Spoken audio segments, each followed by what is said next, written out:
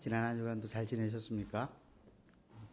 일부 예배 때 우리 성도님들께서 많이 출석하셔서 오랜만에 또 석 달 만에 보는 우리 반가운 성도님들도 만나 뵐 수가 있어서 앞뒤적으로 한번 인사하실까요? 사랑하고 축복합니다. 잘 오셨습니다. 예.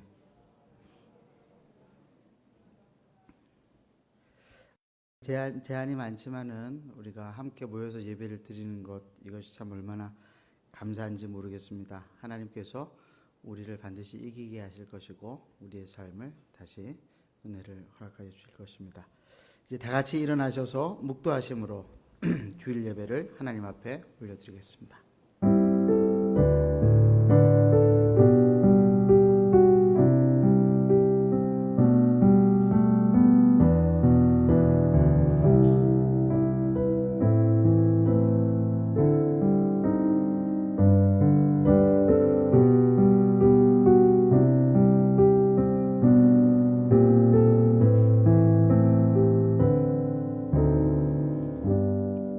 우리가 굽혀 경배하며 우리를 지으신 여호와 앞에 무릎을 꿇자. 대저 저는 우리 하나님이시오 우리는 그의 기르시는 백성이며 그 손의 양이라. 너희가 오늘날 그 음성 듣기를 원하노라. 아멘. 하나님 아버지, 오늘도 우리를 불러주셔서 예배당에서 하나님을 예배하고 성도가 만나게 하시는 은혜를 감사를 드립니다. 코로나 상황이 계속 이어져 가지만은 이 역사를 주관하시고 결국 우리 모두를 회복시키실 분이 하나님 한 분이신 것을 믿습니다. 하나님 아버지, 이 믿음으로 나온 사랑하는 당신의 백성들 한 사람도 그냥 돌려보내지 마시고 그들의 마음 가운데에 믿음과 용기와 희망을 불어넣어 주시옵소서. 마음의 어두움과 근심과 염려가 있는 성도들 있습니까? 그 마음의 문을 활짝 열어 주시옵소서. 예수님의 이름으로 기도드리옵나이다. 아멘. 우리 찬송가 21장 1절과 4절 찬송하도록 하겠습니다.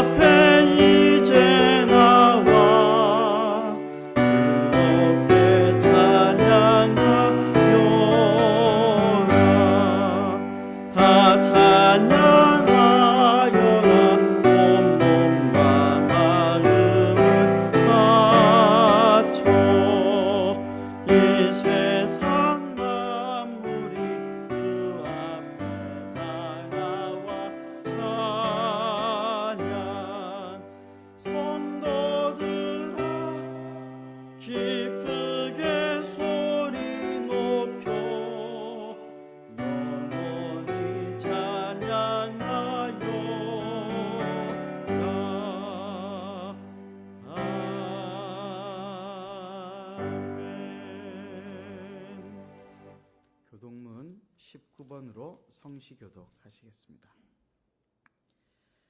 허물의 사함을 받고 자신의 죄가 가려진 자는 복이 있도다.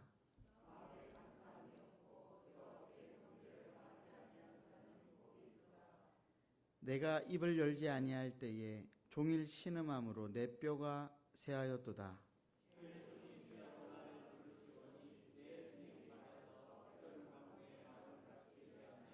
주께서 내 죄를 아뢰고 내 죄악을 숨기지 아니하였더니 이로 말미암아 모든 경건한 자는 주를 만날 기회를 얻어서 주께 기도할지라. 주는 나의 은신처이오니 환난에서 나를 보호하시고 너희 의인들아 여호와를 기뻐하며 즐거워할지어다. 마음이 정직한 너희들아 다 즐거이 외칠지어다. 아멘. 그 자리에 착석하시겠습니다. 이 시간에 우리 하나님 앞에 기도할 것인데 죄를 용서하여 달라고 기도하고 예배 가운데에 하나님의 은혜를 부어달라고 이 시간 함께 기도합시다. 자비로우신 하나님께서 우리의 죄는 사하시고 우리의 상처는 치료하시고 우리의 마음은 회복시켜 주실 것입니다. 기도하시겠습니다. 하나님 아버지, 지난 한 주간 우리가 하나님 앞에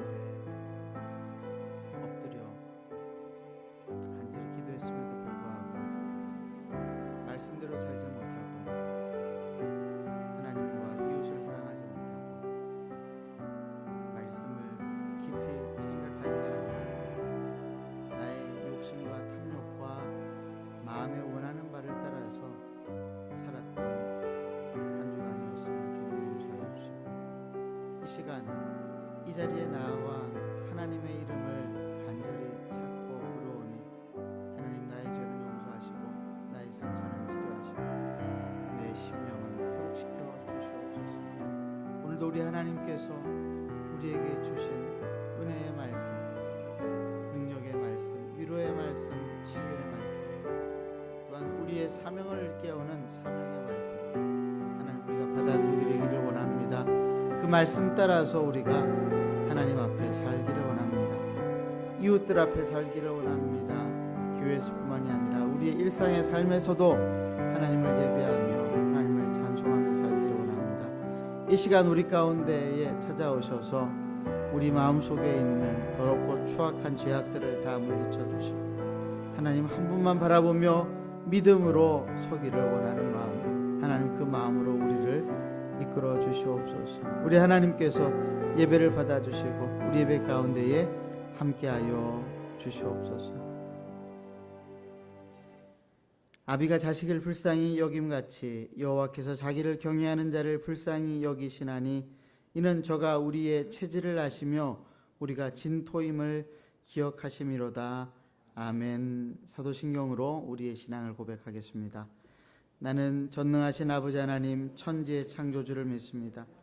나는 그의 유일하신 아들 우리 주 예수 그리스도를 믿습니다.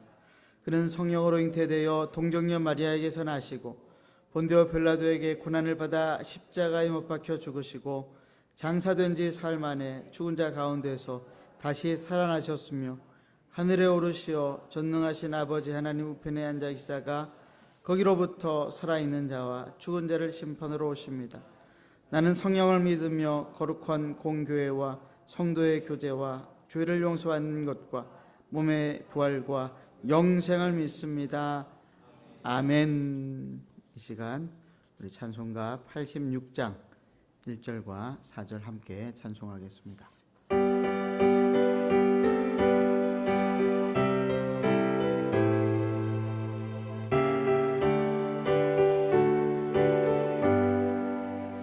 내가 늘 의지하는 예수 나의 상처 입은 심령을 불쌍하게 여기사 위로하여 주시니 미쁘신 나의 좋은 친구 내가 의지하는 예수 나의 사모하는 친구 나의 기도 들으사 응답하여 주시니 미쁘신 나의 좋은 친구 이후 천국에 올라가서 모든 성도들과 다 함께 우리들을 구하신 주를 찬양하리라 미쁘신 나의 좋은 친구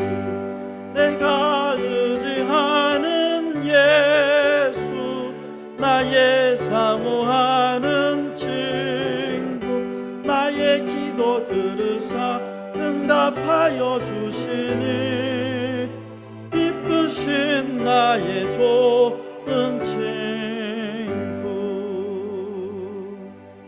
이 시간에 최주돈 장로님 나오셔서 우리를 대표해서 기도해 주시겠습니다.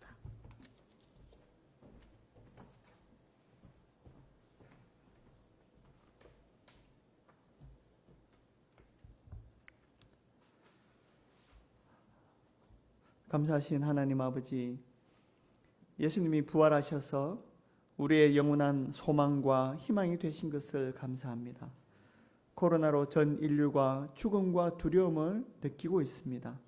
질병에 따른 공포와 그로 인한 경제적 압박을 더 이상 이기지 못하고 여러 나라들이 경제 활동을 재개하려고 합니다. 점점 통제가 어려운 상황으로 가는 것처럼 보입니다. 우리나라를 포함해서 매우 소수의 나라만 통제가 되고 있는 것 같지만 이마저도 위태로워 보입니다. 주님께서 특히 아프리카와 중남미를 불쌍히 여기셔서 의료 인프라가 빈약한 이곳에 하나님께서 재앙을 감하여 주시기를 기도합니다. 그곳에 태어나고 싶어서 태어난 영혼은 없을 것입니다. 그러므로 천지의 주관자이신 하나님 아버지께서 그곳 백성들을 불쌍히 여기사 또한 거기에 계신 모든 선교사님들과 진실한 주의 백성들을 긍휼히 여기사 보호하시고 재앙을 감하여 주시옵소서. 하나님 아버지, 또한 이 코로나로 인해서 타락해가는 서구권이 새롭게 되어서 하나님께 돌아오게 하시고 우상 숭배자들이 자기들이 섬기는 우상이 무기력한 존재임을 깨닫게 하여 주시옵소서. 부패한 권력자들의 아성이 무너지게 하시옵소서. 이 나라의 크리스찬들과 종교 지도자들도 세상과 자신의 욕망에 적당히 타협하며 지내온 것을 회개하고 새롭게 되는 계기가 되게 하여 주시옵소서. 마치 태풍이 그치지만 이후에는 깨끗해지는 것처럼 주님이 원하시는 바를 이 코로나를 통해서도 이루시기를 간절히 기도합니다. 하나님 아버지, 참으로 요즘은 코로나가 마치 몽학 선생처럼 많은 것을 생각나게 하고 많은 것을 가르쳐 주는 것 같습니다. 300만 명이 감염되고 30만 명이 죽었습니다. 이 숫자가 얼마나 올라갈지 아무도 모릅니다. 그러나 주님, 이것이 우리들에게 숫자로만 다가오지 않는가 생각합니다. 많은 사람들이 죽었고 장차 더 많은 사람들이 죽을 터인데 그럼에도 불구하고 우리의 마음에 진정한 안타까움과 애통함이 있는가 돌아봅니다. 길거리와 집안에 시체가 방치되어 있다는 남미의 상황은 너무나 멀게만 느껴집니다. 주님, 우리의 마음이 주님의 마음과 같이 사람을 사랑하고 애통한 일이 있을 때는 같이 애통하고 기쁜 일은 같이 기뻐하는 그런 마음이 부드럽고 당신을 닮은 자녀들이 될 수 있도록 도와주시옵소서. 우리의 마음을 뒤집어 엎어 주시옵소서. 많아진 시간을 주님과 교제하고 가족을 사랑하고 제한적이지만 이웃을 돌아보는데 사용하게 도와주십시오. 하나님 아버지, 예배가 중요하다는 것을 다시 한번 깨닫게 됩니다. 성도의 교제가 기쁨임을 새롭게 깨닫게 됩니다. 일상이 얼마나 소중한지 다시 한번 깨닫게 됩니다. 전능하신 주님, 선교사님들은 우리보다 더욱 어려운 처지에 있습니다. 건강과 경제와 사역 모두 위협을 받고 있습니다. 이들의 육체와 산업의 울타리를 치시고 보호하여 주시옵소서. 특히 남미 아프리카 같은 곳의 선교사님들과 의료 현장에 계시는 선교사님들을 보호하여 주시옵소서. 우리의 죄를 대신하여 죽으시고 부활하셔서 우리의 영원한 소망이 되신 주님, 이 주님께 이 시간 진심으로 예배드리고 싶습니다.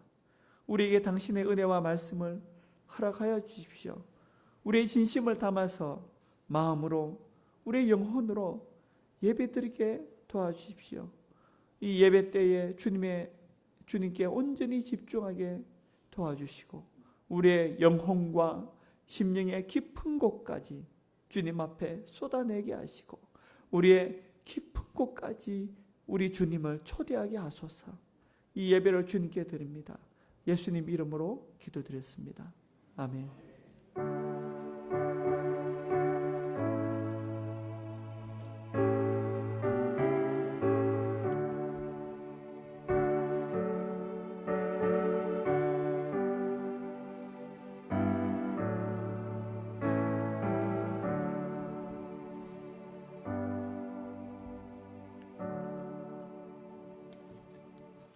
하나님의 말씀은 에베소서 2장 20절에서 22절까지 말씀입니다. 에베소서 2장 20절 그리고 22절까지 제가 봉독해 올리겠습니다.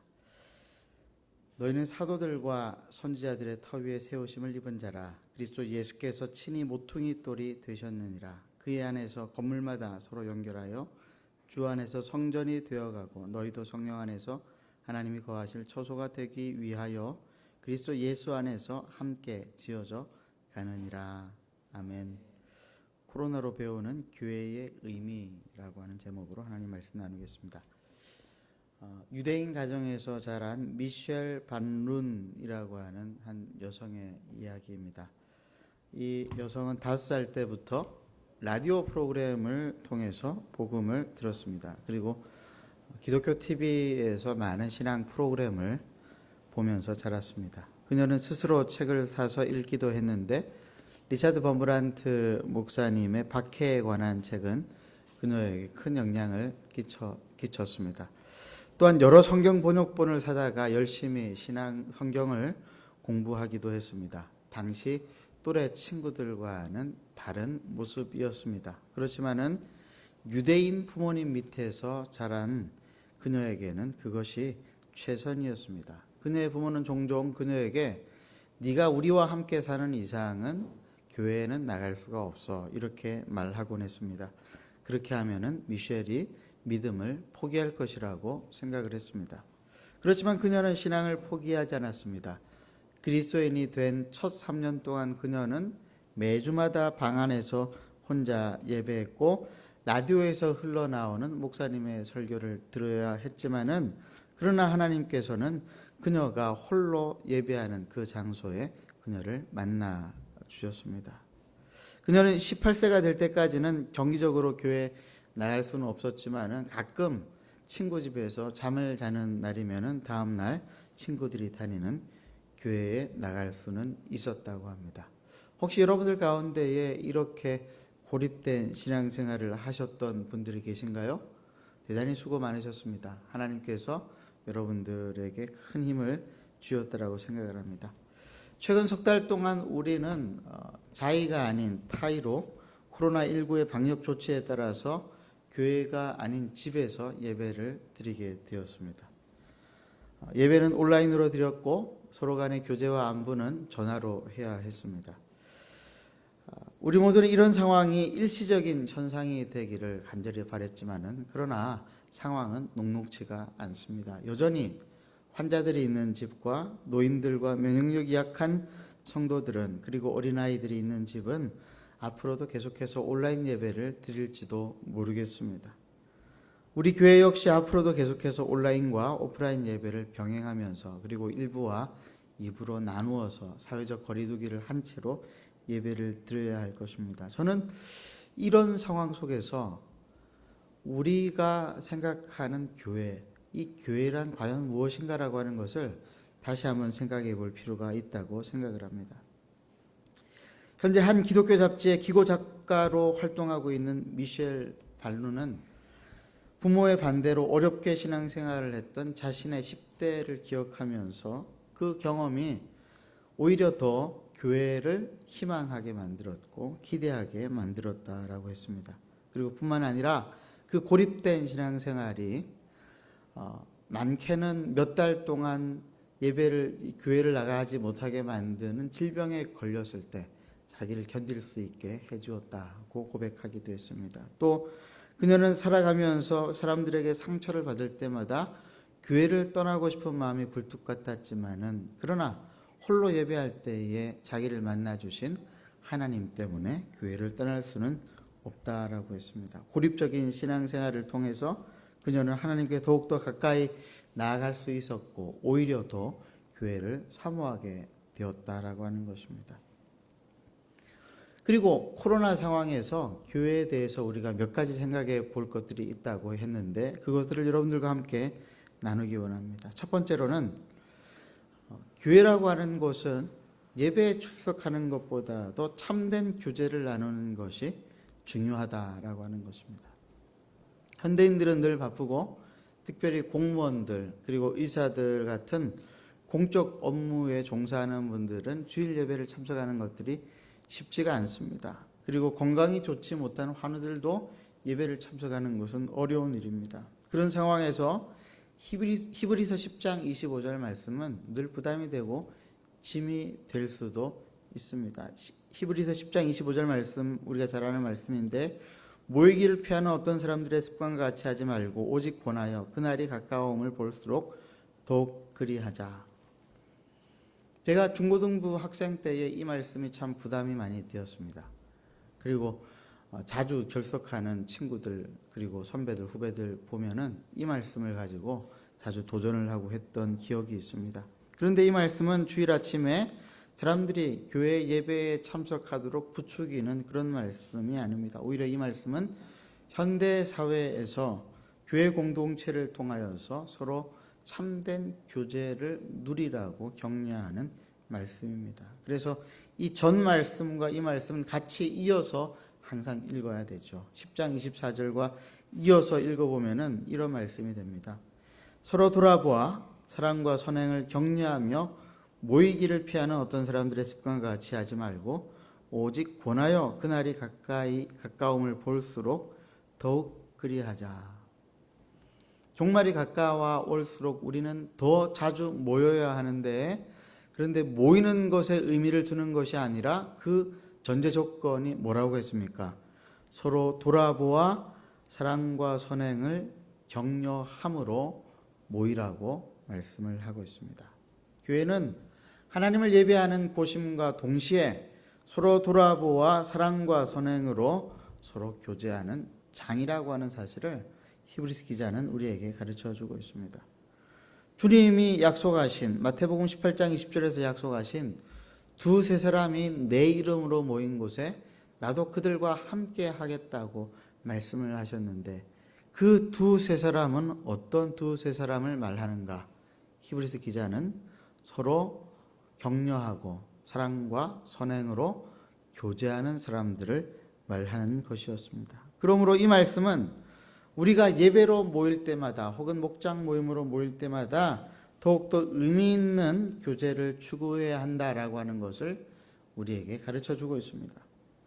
그렇지만은 예배로 함께 모이기도 어렵고 목장 모임도 함께 하기 어려운 지금과 같은 상황에서 우리는 어떻게 서로 돌아보아 서로 격려하고 선행을 할 수가 있을까요?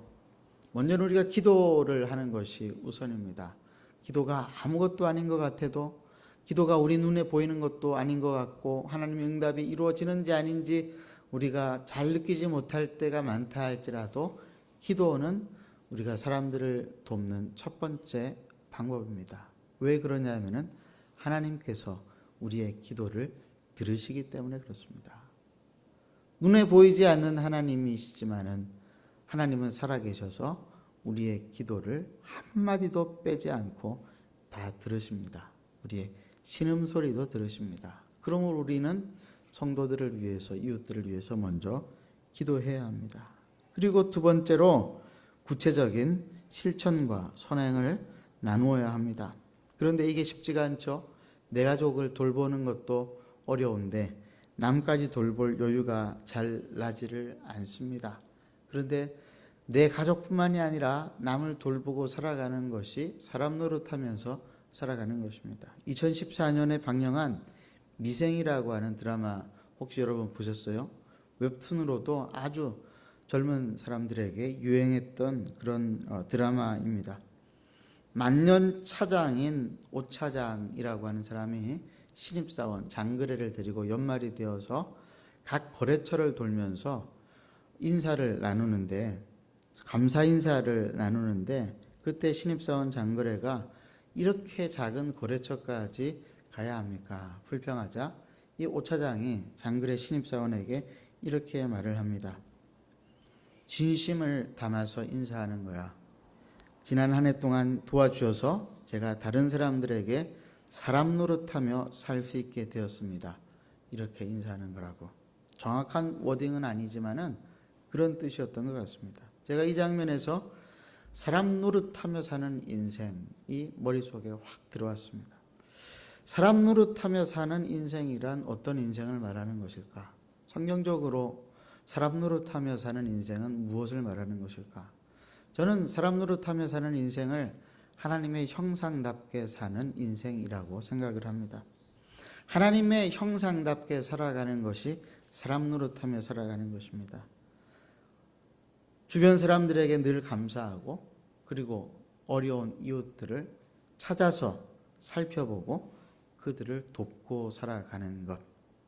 아무리 내가 어렵고 힘들어도 그렇게 하며 살아가는 것이 참된 사람답게 살아가는 것이다 라고 하는 것이죠. 예수님을 믿지 않는 일반 세상에서도 이렇게 생각을 한다면 우리는 예수 그리스도의 십자가의 보혈의 피로 한 가족이 되고 한 형제 자매가 되온 하나님의 가족들이 아닙니까? 그렇다라고 한다면 우리는 얼마나 더 큰 헌신을 요구받고 있는 것일까요? 성도는 단순히 예배에 출석하는 사람만이 아니라 더 큰 헌신을 요구받고 있는 사람이라고 하는 것을 우리는 잊지 말아야 합니다. 우리가 그렇게 살아갈 때에 이러한 사랑과 선행으로 교회 안에 있는 성도들을 돌아볼 수 있을 뿐만이 아니라 교회 바깥에 있는 우리의 이웃들까지도 살펴볼 수 있게 될 것입니다. 둘째로 우리는 종교 소비자가 되어서는 안 되겠습니다. 인터넷 환경이 비약적으로 발전하면서 집안에 앉아서 혹은 카페에서 예배 실황에 참여함으로 우리가 성도요 신자라고 생각하는 그런 사람들이 있다고 합니다. 매주일 예배당에서 하나님께 인격적인 예배를 드리는 것보다는 자기의 영적인 만족을 위해서 온라인으로 종교적 소비를 하는 사람들이 늘어나고 있다는 말입니다. 신앙생활을 하다가 이런저런 사정으로 지쳐서 교회를 나오지 않는 사람들이 이런 삶을 살고 있습니다. 그분들은 매주일 생중계되는 온라인 예배에 참여하면서 자신은 교회와 밀접하게 연관되어 있으며 그리고 자신과 불편한 사람들과 관계를 맺지 않으면서도 얼마든지 행복한 신앙생활을 할 수 있다고 믿고 있습니다. 그런데 과연 그런 모습이 성도의 참된 모습일까? 우리가 생각을 해보면 결코 그렇지 않다라고 하는 것을 알 수가 있습니다.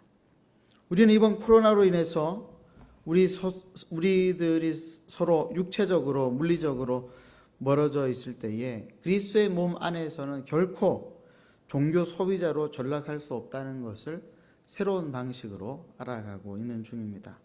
사랑과 선행으로 서로를 격려하는 두세 사람이 함께 모여 주님의 이름을 부르고 주님의 이름으로 기도하고 주님의 역사를 간절히 갈망하는 진짜 교회를 우리는 간절히 사모해야 하는 것이죠.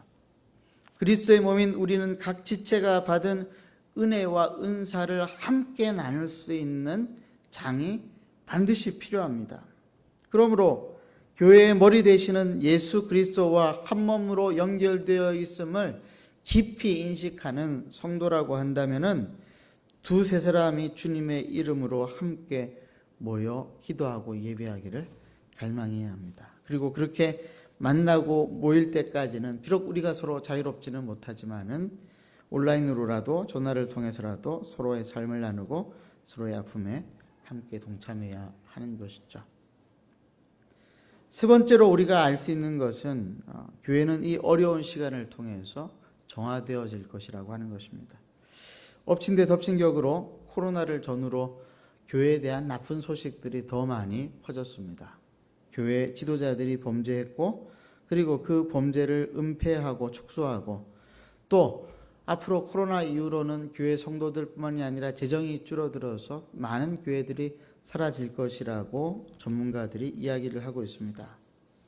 그리고 내년까지는 적어도 대규모 집회와 모임을 하는 것이 사실상 불가능하다라고 하는 사실을 생각하고 이에 준비해야 된다라고도 이야기합니다. 단기적인 경기 침체와 지속적인 공중보건의 위협 속에서 우리는 일상으로 돌아가는 것이 어렵다라고 하는 것을 알고 있습니다. 그리고 어쩌면은 하나님께서 우리가 일상으로 돌아가는 것을 원하지 않으신다라고도 우리가 생각해 볼 필요가 있습니다. 이게 무슨 말이냐면은 우리의 과거의 일상의 모습이 하나님께서 원하는 모습이 아니었다라고 한다면은 우리는 과거의 일상으로 돌아가서는 안 되겠습니다. 노아 시대 사람들이 일상의 삶을 살았습니다. 장가가고 시집가고 땅을 사고 팔고 장사하고 먹고 마시고 했지만은 그들은 오로지 자기 자신들만을 위해서 그렇게 하면서 일상의 평온함을 누렸습니다. 그러나 하나님은 그들을 심판하셨죠. 그들의 일상을 원하지 않으셨습니다. 만약에 우리의 과거의 일상이 그런 일상이었다라고 한다면 우리는 그 일상으로 돌아가서는 안 될 것입니다. 그 옛날 선지자들이 고발했던 이스라엘 백성들의 위선과 탐욕으로 하나님이 예배를 거부하셨던 때, 그때를 우리 기억하십시다. 제가 코로나가 왔을 때, 그리고 예배가 멈춰졌을 때 그런 생각이 들었어요. 하나님께서 우리 예배를 받기를 원치 않으시는구나.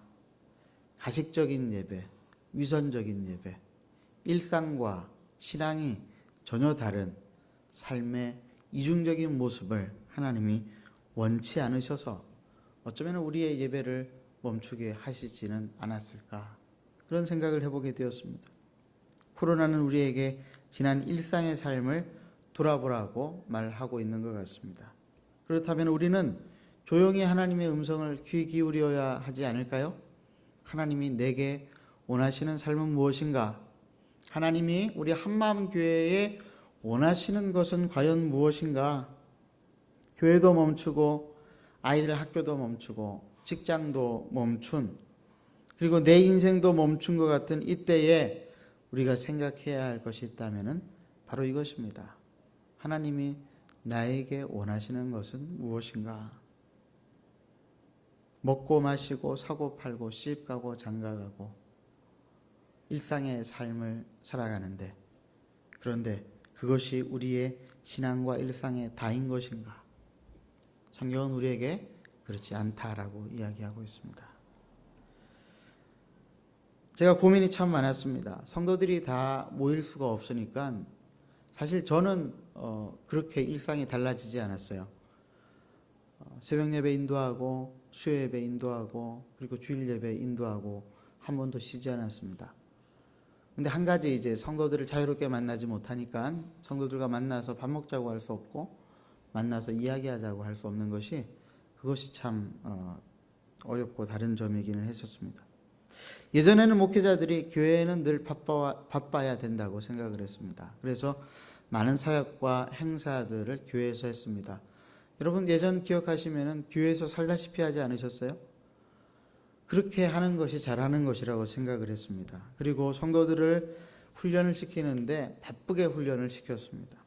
그래서 많은 사역들을 감당하게 하는 것이 좋은 목회자라고 생각을 했습니다. 그런데 지금 가만히 생각을 해보면, 그리고 그렇게 해서 지내온 한국교회가 받아본 성적표를 살펴보면은 과연 어떤 교회가 좋은 교회인가 고민하지 않을 수가 없게 되었습니다.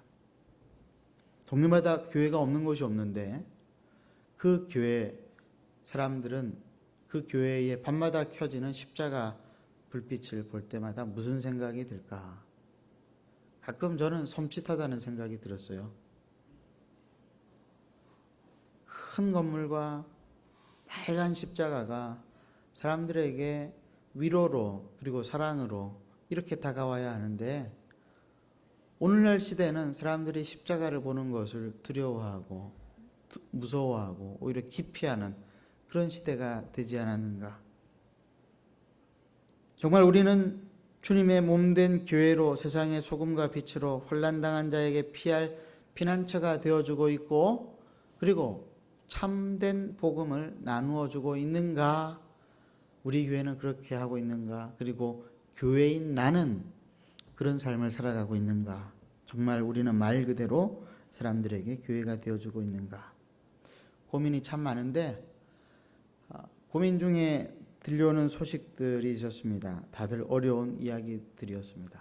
2주 전에 동대구역 앞에서 노숙자 사역을 하시는 장로님께서 전화를 주셨습니다. 바로 3월에 저희 교회가 동참했었던 노식자 급식 사역소에서 대표로 일하는 장로님이었습니다. 장로님은 전화로 코로나 상황이 장기화되어질 때에 급식 사역이 다 멈추었는데 한마음교회가 헌금을 해주면서 다시 사역을 시작할 수 있게 해 주었다고 고마워했습니다. 그리고 기도 제목을 부탁하시기를 코로나 상황이 장기화되면서 급식 사역이 그리고 그 급식 사역에 참여하는 교회들이 점점 줄어들고 있다며 기도를 부탁을 했습니다. 그 전화를 끊고 제가 기도가 되었고 부담이 되었습니다. 여러분 그거 아시죠? 기도가 됨과 동시에 부담이 되는 거. 왜 그러냐면 우리가 그렇게 우리 형편이 좋은 형편이 아닌 것을 저도 알고 있기 때문에 그런 것이죠. 혼자서 기도하다가 장로님들에게 말씀을 드렸습니다. 한 번 더 노숙자들을 위한 급식 사역을 우리가 하면 어떨까요? 장로님들께서 흔쾌히 좋다고 말씀하셨습니다. 그리고 이참에 코로나 헌금을 한 번 더 해서 우리도 어렵지만 주님의 몸된 교회의 지체들 중에 우리가 모르는 사람이라 할지라도 어려운 사람들이 있다면은 우리가 그분들에게 정말로 교회가 되어 주었으면 좋겠다. 그렇게 함께 생각을 했습니다. 멀리 선교지에서 들려오는 소식들도 좋은 소식만 있는 것은 아니었습니다. 아들 요양을 위해서 멀리 필리핀으로 떠났던 선교사님의 이야기를 들은 지가 벌써 1년이 다 되어 가는데 여전히 아무것도 할 수 있는 것이 없습니다. 코로나 사역으로 인해서 선교지에 도착했지만은 사역을 할 수 없고 재정적으로 힘들다는 선교사님의 이야기를 들은 지가 몇 달이 지났음에도 불구하고 아무것도 하지 못하고 있습니다. 또 하나님 앞에 자기의 청춘을 바쳐서 선교사가 되겠다고 해서 열심히 선교 훈련을 받고 있는데 훈련 후에 가야 할 선교지가 코로나 때문에 들어갈 수 없게 되었다라고 하는 소식을 듣고도 하나도 마음이 편안하지가 않았습니다. 그러면서 이런 생각을 했어요. 우리가 교회로 모여서 예배당에 모여서 예배를 드리는 것이 어렵다면은 그렇다라고 한다면은 매주 얼굴을 보는 지체는 아닐지라도 우주적 교회의 한 지체 중에 어려움 가운데 있는 사람들을 돕는 사역이야말로 하나님께서 우리에게 원하시는 예배가 아닐까? 여러분은 어떻게 생각하십니까? 사랑하는 한마음교회 성도 여러분, 우리는 지금 사회적 거리두기를 경험하면서 고립된 생활 속에서 하나님 앞에 홀로 서는 법을 배워가고 있습니다. 이때 만약 우리가 믿는 하나님이 참으로 살아계신 하나님을 선언하면서 환난당한 자, 고난당한 자를 진심으로 도우며 그들에게 다가간다면은 우리 하나님께서는 그것을 예배로 받아주시지 않을까요? 역대하 16장 9절과 아모스 5장 4절 말씀을 우리가 한 목소리로 함께 읽어보도록 하겠습니다. 시작.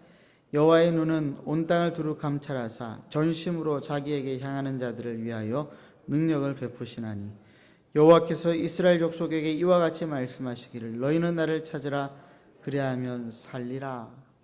우리는 하나님을 찾기 위해서 고난당하는 우리 이웃들에게 나아가야 합니다. 그러면 하나님이 그들을 살려주실 뿐만이 아니라 우리도 살려주실 것입니다. 여러분의 삶의 현장이 고립되어 있고 그래서 하루하루 견디는 것이 쉽지 않지만은 우리는 그럴수록 더욱더 하나님께 나아가고 이웃들에게 나아가야 하겠습니다. 마지막으로 우리는 그들에게 나아가야 할 때에 애통함을 가지고 복음을 들고 나아가야 합니다. 요즘 교회 안에는 묘한 분위기가 있다고 합니다. 사람들이 아프고 어려운 일을 만나면은 불편함을 호소하는 성도들이 많아졌습니다. 그래서 성경을 읽다가도 어떤 성경 말씀 가운데에서 마음의 불편함이 찾아오는 성경 말씀이 있으면 성경을 탁 덮어버린대요. 그게 무슨 말이냐면은 신앙생활을 함으로 자기의 만족과 유익이 채워지면은 그것으로 신앙의 의미가 끝이라고 하는 생각을 가지는 성도들이 많아지고 있다라고 하는 거예요. 그래서 주변에서 아프고 힘들고 어렵다라고 이야기하는 것을 듣기가 쉽지가 않습니다. 제가 선교단체에서 간사로 사역할 때 그때에 매달마다 기도 편지를 써서 이렇게 나누어 주는데 가끔 들려오는 피드백 중에 기도 편지에 제발 어렵다는 이야기 좀 안 했으면 좋겠다, 그런 피드백을 하는 분들이 있다는 이야기를 들었어요. 저도 이해가 됩니다. 어렵다는 이야기를 들으면 마음에 부담이 되니까요. 돈 달라는 소리 같고요. 그런데 우리가 믿고 있는 바가 있어요. 하나님께서 우리의 기도를 들으시고 응답하신다. 사람들에게 직접적으로 부탁하지는 않지만은 우리의 기도의 제목을 함께 나눔으로 하나님께서 역사하실 것을 믿는다. 이 페이스 미션, 믿음 선교라고 하는 원칙을 가지고 그렇게 살았던 적이 있습니다. 많은 성도들이, 많은 사람들이 어려운 사람들을 외면합니다. 또 자기가 어려워졌을 때에 다른 성도들, 이웃들에게 알리는 것을 원치 않습니다. 그리고 어떤 사람들은 어려운 사람들이 생길 때 옆에 있는 사람을 적극적으로 돕기는 하는데, 그런데 그 돕는 이유와 목적이 하나님을 위해서, 이웃을 위해서가 아니라 자기의 불편한 마음을 없애려고 돕는다라고 하는 사람도 있다라고 하는 이야기를 들었습니다. 이게 그냥 흘려 들을 수 있는 이야기는 아니었습니다. 우리는 종종 우리 몸이나 그리스도의 몸을 살피고 돌보기보다는 오히려 고통이 존재하지 않는 척하면서 살아갈 때가 많습니다. 어떤 교회는 고통당하는 자들과 함께 애통해하지 않고 그들과 함께하는 시간과 공간을 만들지 않으려고 하는 교회도 있다고 합니다. 그렇다면 그것은 진정한 교회는 아닐 것입니다. 우리 주님은 늘 병든 자들과 함께 하셨고 죽음을 맞은 자들에게 찾아가셨습니다. 그리고 그렇게 하지 못하는 바리새인들을 향하여서 질책하시면서 이렇게 말씀하셨죠. 마태복음 11장 16절 17절 말씀. 이 세대를 무엇으로 비유할까? 비유하건대 아이들이 장터에 앉아 제 동물을 불러 이르되 우리가 너희를 향하여 피리를 불어도 너희가 춤추지 않고 우리가 슬피 울어도 너희가 가슴을 치지 아니하였다 함과 같도다. 바리새인들은 사람들의 슬픔과 아픔에 동참하지 않았습니다. 그들의 기쁨에도 동참하지 않았습니다. 오로지 자기 자신의 안위만을 위해서 살았습니다. 그런 바리새인들과 율법학자들을 향하여서 주님은 독사의 자식들아 라고 저주하셨습니다. 나치에 반대한 디트리트 보네퍼가 지하 수용소에서 쓴 책 라이프 투게더, 성도의 공동생활이라고 하는 책이 있습니다. 우리 교회에서 파송한 길 요한나 선교사님이 번역한 책입니다. 그 책에서 보네퍼는 독일 나치 치하에서 핍박을 받으면서 고립된 신앙생활을 하며 살아가는 그리스도인들을 향하여서 늘 이렇게 외쳤다고 합니다. 라이프 투게더, 함께 하십시오. 어떤 상황에서도 함께 하려고 하십시오. 코로나 바이러스를 통해서 우리 그리스도인 형제자매들이 나누는 성도의 교제가 언제든지 사라져 버릴 수 있다라고 하는 것을 알게 되었습니다. 그러므로 이제는 잊지 말아야 하겠습니다. 우리가 누렸던 성도의 교제가 얼마나 놀라운 하나님의 선물이었는지 우리 하나님께 감사하면서 살아야 합니다. 그리고 이 교제가 끊어지지 않도록 날마다 하나님 앞에서 간절히 기도해야 하겠습니다. 기도하겠습니다. 이 시간 말씀을 붙잡고 기도합시다. 함께 세워져가는 교회, 그런 교회가 되기를 원합니다. 돌아보고 살펴보고 격려하고 우리가 우리 자신만을 위해서 신앙생활을 하는 것이 아니라 부름받은 사명을 위해 살아가는 성도가 맞다고 한다면 하나님, 우리가 그렇게 살게 하여 주시옵소서. 함께 합심으로 기도하겠습니다. 하나님 아버지, 이 시간 우리 하나님 앞에 우리가 말씀을 들었습니다.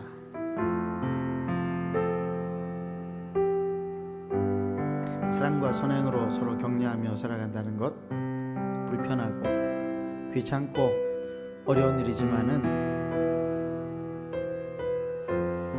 하나님, 우리가 그렇게 살지 못하면 이 세상은 노아시대처럼 망할 수밖에 없다라고 하는 사실을 우리가 기억하고 하나님의 말씀 앞에 우리가 귀 기울이며 나에게 원하시는 하나님 뜻이 무엇인가를 고민하면서 살게 도와주시옵소서.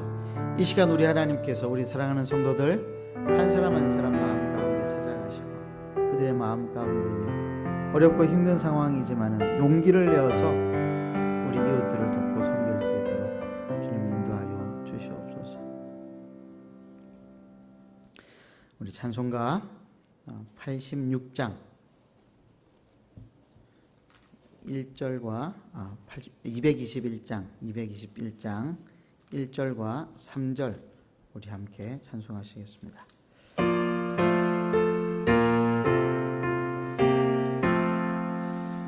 주 믿는 형제들 사랑의 사귐은 정금의 교제 같으니 참 좋은 신교라. 3절 피차의 슬픔과 수고를 나누고 늘 돕고 동락하면서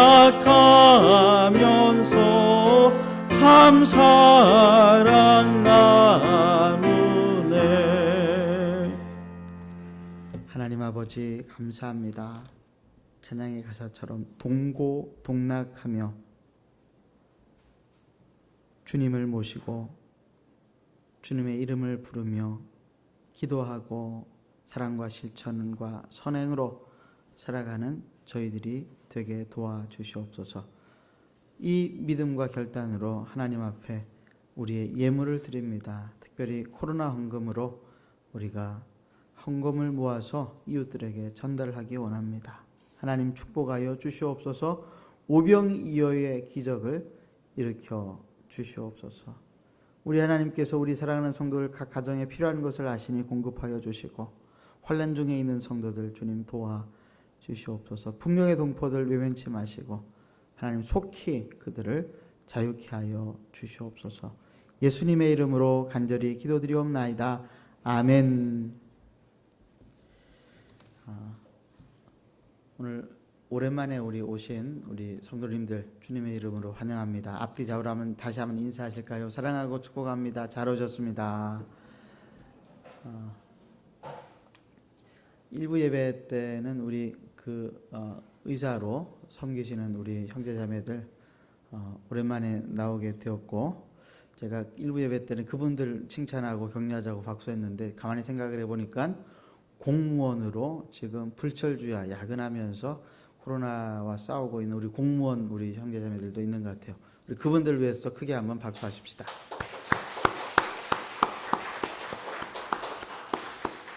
어, 1부, 2부 예배가 당분간 계속 이어집니다. 특별히 다음 주에는 주일학교 개학을 앞두고 있는데 초등부는 다음 주일부터 예배를 드리기로 했고 유치부와 중고등부는 아직 회의를 거쳐서 결정을 하려고 합니다.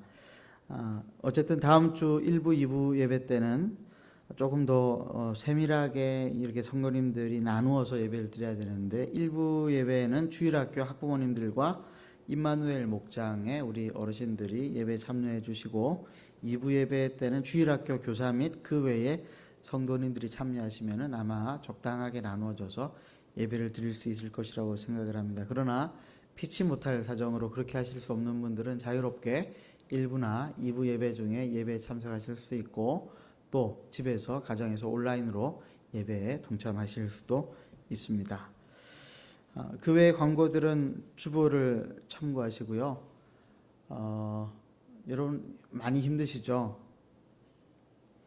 제가 지난 1부 때도 그랬지만은 여러분들이 잘 못 느끼시겠지만은 이 강단에 올라서면은 마스크하고 이렇게 앉아 계시는 여러분들을 보면은 제가 섬찟 놀랄 때가 있습니다.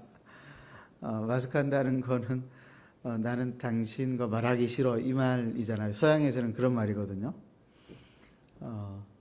하나님께서 우리 모두를 이 답답함 속에서 곧 자유케 하실 줄을 분명히 믿습니다. 옆에 있는 분들하고 이렇게 인사하십시다. 하나님이 함께 하십니다. 하나님이 함께 하십니다. 한번 인사하십시다.